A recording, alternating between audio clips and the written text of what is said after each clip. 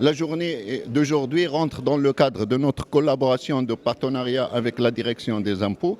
C'est pour un peu sensibiliser le public des professionnels de la comptabilité, notamment les comptables agréés, à propos des nouveautés des lois de finances, notamment la loi 69-19, qui est une loi portant réforme de la fiscalité au Maroc et qui va impacter plusieurs années la fiscalité au Maroc.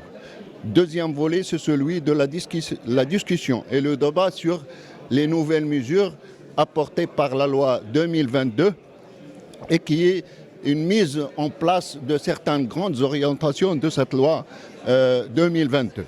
Bon, la conférence d'aujourd'hui est organisée par l'Organisation professionnelle des comptables agréés, dont je suis le secrétaire général. Notre but, c'est de tisser des relations étroites avec notre premier partenaire, notamment la DG, la Direction générale des impôts. Notre souhait aussi, c'est de rendre cet événement annuel, comme une coutume annuelle.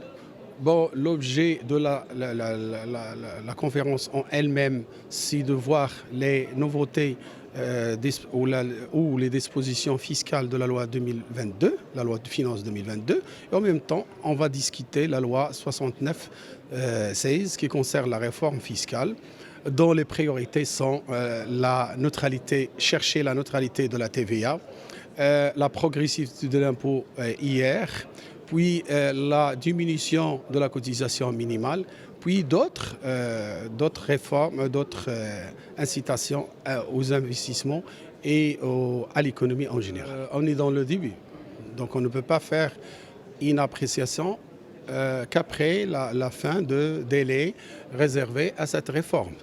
Mais nous avons une petite remarque en tant que comptable agréé, c'est que la loi de finances 2022 n'a pas apporté beaucoup de choses concernant cette réforme fiscale. Nous souhaitons que dans l'avenir proche, Inch'Allah, qu'il y aura une implémentation de toute cette réforme fiscale via les lois de finances prochaines. C'est notre objectif, c'est notre souhait, c'est l'objectif pour lequel nous militons, si vous voulez. Nous voulons être l'épine dorsale de l'économie et nous le sommes déjà parce que si nous revenons à la numérisation de toute la fiscalité, c'est grâce aux comptables agréés qu'il y avait une implémentation de toute cette procédure électronique et de numérisation via le contrôle, via la déclaration, via le télépaiement, tout en électronique, c'est-à-dire via l'Internet, via le système numérique.